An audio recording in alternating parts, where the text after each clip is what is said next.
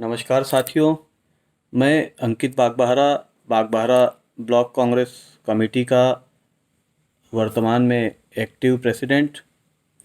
आज हम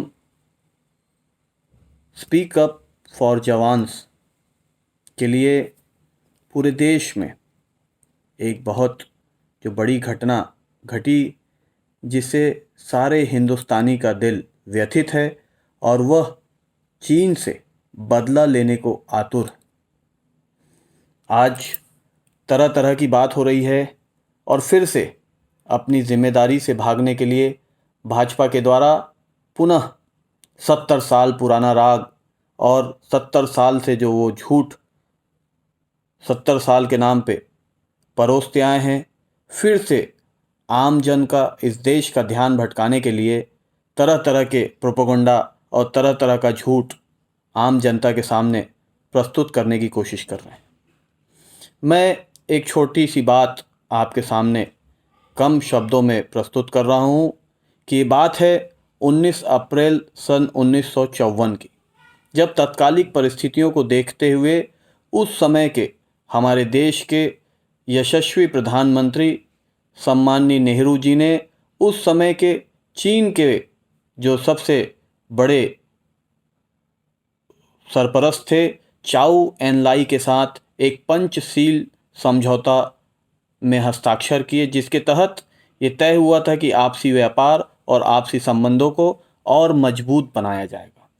इस संबंध से बहुत सारे फायदे उस समय हुए थे, परंतु इन संबंधों में खटास उस समय आई जब तिब्बत ने चाइना से विद्रोह किया और उस समय हमारे पंडित नेहरू जी ने उस समय दलाई लामा जी को भारत में शरण दी। सच्चाई ये है 1962 के युद्ध की जो नींव या जो पत्थर रखा गया कि 1962 में जो युद्ध हुआ उसकी शुरुआत सन 1959 में जब भारत के प्रधानमंत्री नेहरू जी ने उस समय के सबसे बड़े एक सामाजिक गुरु, एक धर्म गुरु दलाई लामा को हमारे यहाँ शरण देने का काम किया, जो कि भारत देश की एक परंपरा रही है अनादि अनंत कालों से। अब बात करें कि जब 1962 में चीन ने भारत को डराना शुरू किया, भारत को परेशान करना शुरू किया, उसका कारण था कि नेहरू जी ने एक जो नीति आपसी समझौते के तहत बनी थी, उसके तहत नेहरू जी ने अपनी सेना को कहा था कि अपनी जो फॉरवर्ड नीति है उसके तहत जो भी हिस्सा भारत का है उसमें आप आगे बढ़ते जाइए, आप वहाँ सड़कें बनाइए, आप उस स्थिति में जो रास्ता बन सकता है वहाँ पर अपनी चौकियाँ स्थापित कीजिए, जिससे घबराकर उस समय चीन ने भारत को डराना शुरू किया था, अपनी फ़ौजें एक जगह पे एकत्रित करनी शुरू की थी। उस समय मैं बात बताना चाहूँगा कि 13 अक्टूबर को सन 1962 को नेहरू जी ने कहा था कि मैंने भारतीय सेना को कह दिया है कि चीन को अपनी सीमा के बाहर रखें और उसको ढकेल दें। जब चीन ने देखा कि वो सारी परिस्थितियों में घिरता जा रहा है और उस समय जो वहाँ पर विद्रोह हुआ था, उस समय का जो शासक था चीन का, ओ त्से तुंग, उसने अपनी गिरती हुई शाख को बचाने के लिए जानबूझकर 20 अक्टूबर सन 1962 को भारत में हमला किया। इस हमले से व्यथित होकर जिस चीन को नेहरू जी अपना मित्र मानते थे, जिस चीन को नेहरू जी ने ये माना था कि हमने जो समझौता किया है उससे इस देश को लाभ मिलेगा, उस चीन ने नेहरू जी की जो सोच थी, इस प्रत्येक भारतवासी की जो सोच थी, उससे उसकी सोच, उसकी आस्था के प्रति कुठाराघात किया था। तब नेहरू जी ने कहा था कि एक मुल्क यानी हिंदुस्तान, उसने दोस्ती की चीन से, चीनी हुकूमत से, वहाँ के लोगों से, और चीन सरकार ने इस भलाई का जवाब बुराई से दिया और इसका बहुत मुझे अफसोस है। आज जब पूरा विश्व कोरोना जैसे वैश्विक महामारी से घिरा हुआ है, जिसकी भी पैदाइश चीन में हुई थी, वही चीन आज फिर भारत देश में आक्रमण करता है। आज भारत देश एक 56 इंची सीना के सरमाएदार, जिसने कहा था कि आप मेरी तरफ आंख तरेरोगे, मैं आपकी तरफ अपनी लाल आंखें दिखाऊंगा। आप एक सिर की बात करोगे, मैं आपके 10 सिर काटूंगा। आज उसे भी कहीं ना कहीं झूठ बोलना पड़ रहा है इस देश को गुमराह करने की कोशिश में कि हमारी किसी भी सीमा में चीन ने कब्जा करने की कोशिश नहीं की है। जबकि ठीक इसके विपरीत इसी भाजपा सरकार के केंद्रीय रक्षा मंत्री कहते हैं कि कहीं न कहीं चीन भारत की सीमा में घुसपैठ करके वहाँ पर अपनी स्थितियों को, अपने क्रियाकलापों को बढ़ाने की कोशिश में लगा हुआ है। मिनिस्ट्री ऑफ एक्सटर्नल अफेयर्स ने प्रेस नोट जारी किया कि चीन मई से लगातार वहाँ अपनी तादाद बढ़ा रहा है और 15 और 16 जून के आसपास उसने वहाँ पर गड़बड़ियाँ की।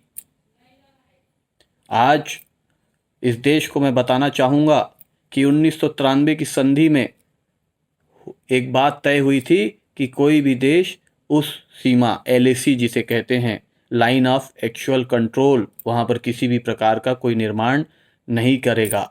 1996 के आर्टिकल 6 में कहा गया था कि दोनों देश अपनी अपनी सीमा के तरफ 2 किलोमीटर तक कोई गोलीबारी नहीं कर सकते।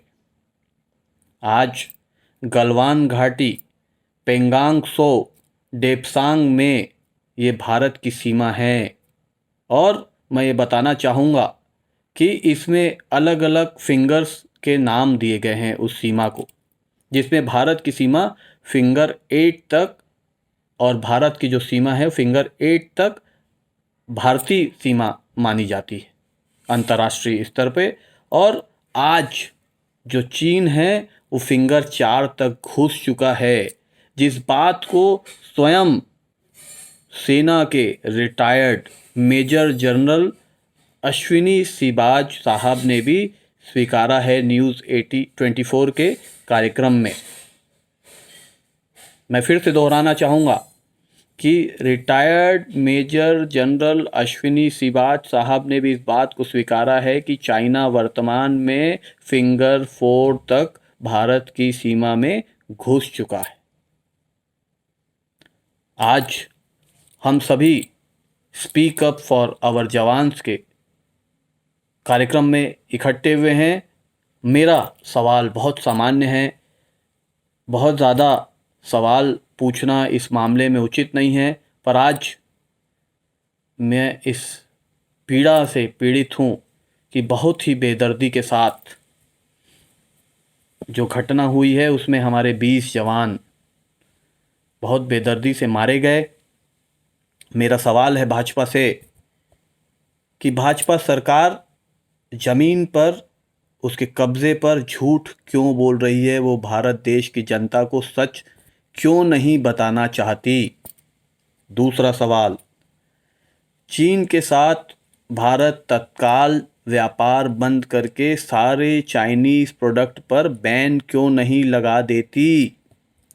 तीसरा सवाल जो सबसे महत्वपूर्ण है, पेंगांग त्सो, डेप्सांग में फिंगर 8 तक क्या भारत की LAC नहीं है?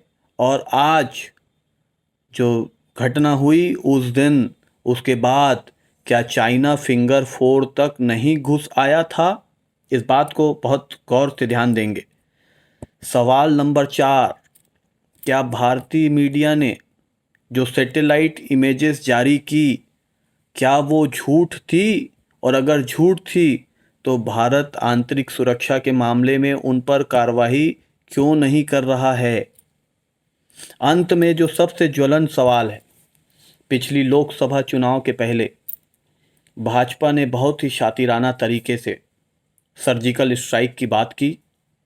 सर्जिकल स्ट्राइक उससे पहले भी कई बार हुआ, परंतु अंतर्राष्ट्रीय समझौतों के कारण उस चीज़ को उजागर करना, उस चीज़ को जग जाहिर करना उचित नहीं था। परंतु चुनावी लाभ लेने के लिए भाजपा ने उस समय ऐसा किया। आज फिर बिहार में चुनाव होने को हैं और फिर से बिहार रेजिमेंट के लोग उस चाइना भारत के विवाद में मारे गए हैं। उसका चुनावी लाभ लेने की फिर से बहुत घटिया कोशिश भाजपा के द्वारा की जा रही है।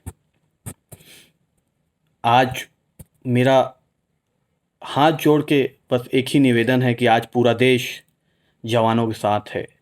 उनकी शहादत बेकार नहीं जाएगी। आज कुछ भी इस विषय पे गलत बोलना सेना के जज्बे को, सेना की हिम्मत को कमज़ोर करना है। आज पूरा देश, मैं एक भारतीय होने के कारण, एक भारत का नागरिक होने के कारण, एक हिंदुस्तानी होने के कारण मैं भारत की सेना के साथ खड़ा हुआ हूँ और मैं चाहता हूँ कि चाइना का एक एक ईंट का जवाब हमारे सेना के लोग पत्थर से देंगे और वो उस चीज़ के लिए सक्षम है। इसकी राजनीति नहीं होनी चाहिए। आज हम उन वीर सपूतों की शहादत को सलाम करते हैं और मुझे बहुत दुख है कि बी संतोष बाबू जो उस टुकड़ी के सेना नायक थे, उनके साथ साथ छत्तीसगढ़ का वीर सपूत गणेश कुमार कुंजाम भी शहीद हुआ। और बहुत फ़क्र है मुझे इस बात का कि इस प्रदेश के मुखिया, हमारे मुख्यमंत्री, माटी पुत्र, किसान पुत्र, सहृदय श्री भूपेश बघेल जी ने हमारे शहीद बेटे, हमारे कांकेर के बेटे, पूरे छत्तीसगढ़ के बेटे गणेश कुमार कुंजाम को कंधा दिया। उसके ताबूत को कंधा देके एक नई मिसाल कायम की। और मैं अंत में सभी शहीदों की शहादत को नमन करते हुए मेरे इस चंद सवालों का जवाब भाजपा से चाहूँगा और निवेदन करूँगा समस्त देशवासियों से, समस्त इस प्रदेश के साथ साथ देश के लोगों से, कि इसमें राजनीति बंद करके पर जो सच्चाई है उसे आम जनता के सामने लाना चाहिए, ताकि आम जनता को गुमराह ना किया जाए और जो सच है उस पे पूरा फोकस हो। और आज पूरा देश में पुनः इस बात को दोहरा रहा हूँ कि भारतीय सेना के साथ है और हमें गर्व है कि हम भारतीय सेना के हाथों में सुरक्षित हैं। जय हिंद, जय छत्तीसगढ़।